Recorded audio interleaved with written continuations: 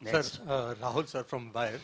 Sir మీరు అన్నారు ఈ 9 సంవత్సరాల్లో తెలంగాణలో ఒక సాంస్కృతిక దాడి విధ్వంసం జరిగిందన్నారు. మనం ఈ 9 సంవత్సరాల్లో ఒక తెలంగాణ కోణంలో ప్రపంచ తెలుగు మహాసభలు జరుపుకున్నాం. తెలంగాణ కోణంలో బలగం లాంటి సినిమాలు, నాటు నాటూరు లాంటి ఆస్కర్ విన్నింగ్ పాటలు వచ్చినాయి. మనము బతుకమ్మ, బోనాలు లాంటి పండుగలకు మనం జీవం పోసినాము. ఇప్పుడు దీన్ని మీరు ఎట్లా చూస్తారు? రాహుల్ గారు, ఇప్పుడు ఆ బలగం సినిమా కానీ లేకపోతే ఆ పాట కానీ ప్రభుత్వానికి ఏం సంబంధం లేదు. కొంతమంది పెట్టుబడి పెట్టి సినిమాలు తీసుకున్నారు, వ్యాపారం చేసుకున్నారు, అందులో వాళ్ళకి ప్రయోజనం చేకూరింది, దాంట్లో కొంత తెలంగాణ సంస్కృతి గురించి వచ్చింది. ఇక్కడ మనం చర్చిస్తున్నది ప్రభుత్వ నిర్ణయాలు. మీరు చూస్తుంటే అమ్మగారు లేరు కాబట్టి వచ్చేసారి బతుకమ్మ చేర్చడానికి ఎవరు ఉండేటట్టు లేరు, ఎట్లా అనేటట్టే ఉండు.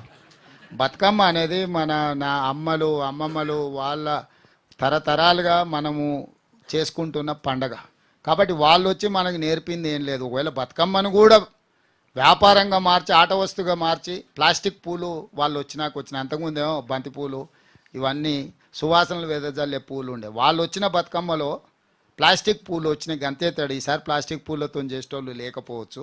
కాబట్టి ఖచ్చితంగా ఆ సాంప్రదాయం కొనసాగుతూనే ఉంది. బతుకమ్మలు, బోనాలు ఎవరు ఉన్నా ఎవరు లేకపోయినా తరతరాలుగా కొనసాగుతూనే ఉంటుంది. Next sir, Sadiq, Big TV sir. గత ప్రభుత్వంలో అనేక జీవోలు